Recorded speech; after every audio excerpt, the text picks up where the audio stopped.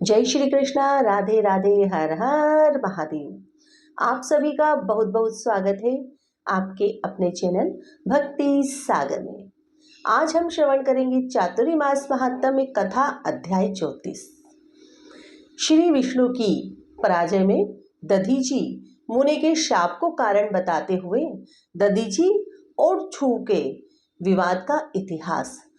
मृत्युंजय मंत्र के अनुष्ठान से दधीची की अवध्यता तथा श्रीहरि का छू को दधीची की पराजय के लिए यत्न करने का आश्वासन सूत जी कहते हैं। महर्षियों, अमित बुद्धिमान ब्रह्मा जी की कही हुई यह कथा सुनकर द्विश्रेष्ठ नारद विस्मय में पड़ गए। उन्होंने प्रसन्नता पूर्वक प्रश्न किया। नारद जी ने पूछा, पिताजी, भगवान विष्णु शिव जी को छोड़कर अन्य देवताओं के साथ दक्ष के यज्ञ में क्यों चले गए, जिसके कारण वहां उनका तिरस्कार हुआ? क्या वे प्रेरणकारी पराक्रम वाले भगवान शंकर को नहीं जानते थे? फिर उन्होंने अज्ञानी पुरुष की भांति रुद्रगणों के साथ युद्ध क्यों किया? करुणानिधे, मेरे मन में इस बात को लेकर बड़ा संदेह है। आप कृपा करके मेरे इस संशय को नष्ट कर दीजिए और प्रभु मन में उत्साह पैदा करने वाले शिव चरित को कहिए। ब्रह्मा जी ने कहा, नारद, पूर्व काल में राजा छू की सहायता करने वाले श्री हरि को दधीची मुनि ने शाप दे दिया था, जिससे उस समय वे इस बात को भूल गए और वे दूसरे देवताओं को साथ ले दक्ष के यज्ञ में चले गए। दधीची ने क्यों शाप दिया था, यह सुनो। प्राचीन काल में छू नाम के प्रसिद्ध एक महातेजस्वी राजा हो गए थे। वे महाप्रभावशाली मुनीश्वर दधीची के मित्र थे।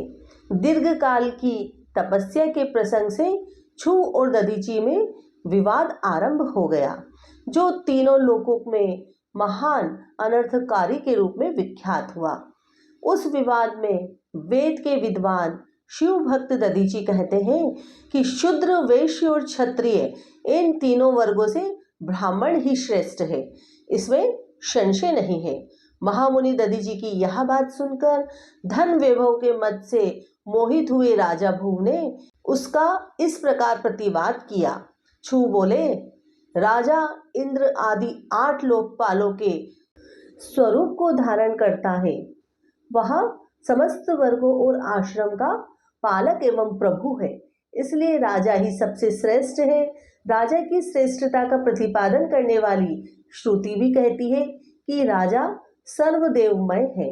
मुने इस श्रुति के कथनानुसार जो सबसे बड़ा देवता है वह मैं ही हूँ।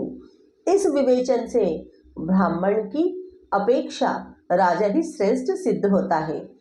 च्यवन नंदन, आप इस विषय में विचार करें और मेरा अनादर ना करें, क्योंकि मैं सर्वथा आपके लिए पूजनीय हूँ। राजा ध्रुव का यह मत श्रुतियों और स्मृतियों के विरुद्ध था। इसे सुनकर भृगुकुल भूषण मुनि श्रेष्ठ दधीची को बड़ा क्रोध हुआ। मुने अपने गौरव का विचार करके कुपित हुए। महातेजस्वी दधीची ने ध्रुव के मस्तक पर बाएं मुक्के से प्रहार किया। उनके मुक्के की मार खाकर ब्राह्मण के अधिपति कुत्सित बुद्धि वाले छू अत्यंत कुपित हो गरज उठे और उन्होंने वज्र से दधीची को काट डाला। उस वज्र से आहत हो भृगुवंशी दधीची पृथ्वी पर गिर पड़े।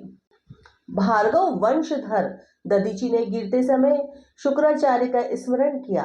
योगी शुक्राचार्य ने आकर दधीची के शरीर को, जिसे भुवन ने काट डाला था, तुरंत जोड़ दिया।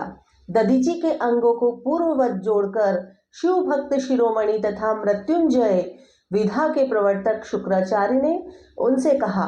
शुक्र बोले, तात दधीची, मैं सर्वेश्वर भगवान शिव का पूजन करके तुम्हें श्रुति प्रतिपदा महामृत्युंजय नामक श्रेष्ठ मंत्र का उपदेश देता हूँ।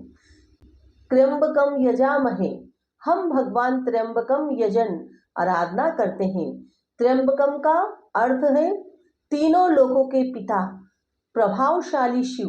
वे भगवान सूर्य, सोम और अग्नि आदि तीनों मंडल के पिता हैं। सत्व, रज और तम तीनों गुण के महेश्वर हैं।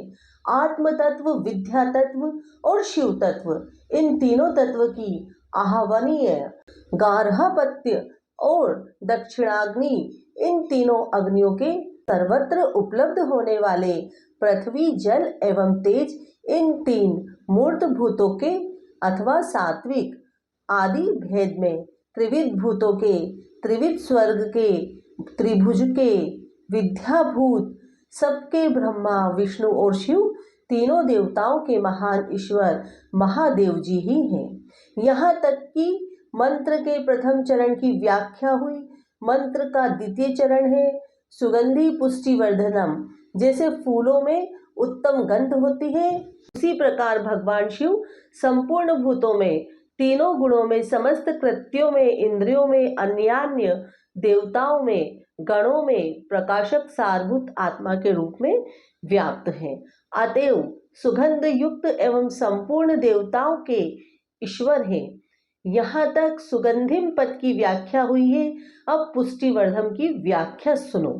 उत्तम व्रत का पालन करने वाले द्विश्रेष्ठ महामुने नारद उन अंतर्यामी पुरुष शिव से प्रकृति का पोषण होता है।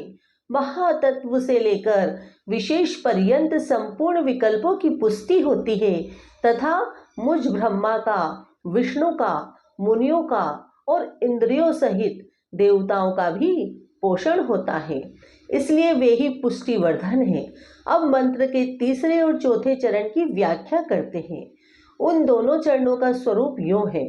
उर्वारुकमिव बंधनात् मृत्योर्मुक्षीय मार्मतात्, अर्थात प्रभो, जैसे खरबूजा पक जाने पर लता बंधन से छूट जाता है, उसी तरह से मृत्यु रूप बंधन से मुक्त हो जाऊं, अमृत पद मोक्ष से पृथक ना हो। वे रुद्रदेव अमृत स्वरूप हैं, जो पुण्य कर्म से, तपस्या से, स्वाध्याय से, योग से अथवा ध्यान से उनकी आराधना करता है, उसे नूतन जीवन प्राप्त होता है। इस सत्य के प्रभाव से भगवान शिव स्वयं ही अपने भक्त के मृत्यु के सूक्ष्म बंधन से मुक्त कर देते हैं। इस सत्य के प्रभाव से भगवान शिव स्वयं ही अपने भक्त को मृत्यु के सूक्ष्म बंधन से मुक्त कर देते हैं, क्योंकि वे भगवान ही बंधन और मोक्ष देने वाले हैं।